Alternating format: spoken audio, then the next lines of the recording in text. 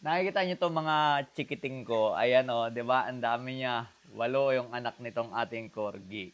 So, sa ngayon bawal pa siyang maligo. Ngayon, umorder ako nito, Carpil Dadoy na pet gloves wipe. Ibig sabihin, lilinisan natin 'to gamit itong wipes na 'to para sa pet talaga 'to. Yan, oh, ayan siya.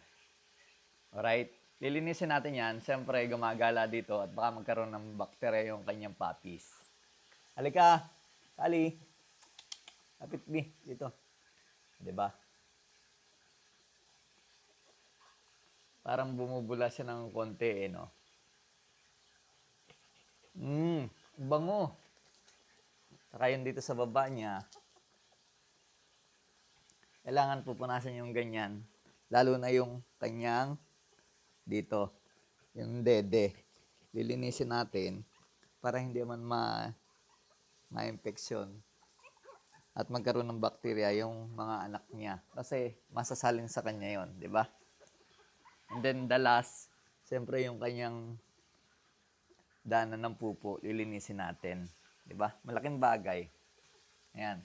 Sa mga gustong umorder, na katulad nito, kahit walang anak yung aso nyo, pwedeng panlinis to. Para hindi everyday naliligo ang aso nyo. Nasa yellow basket lang.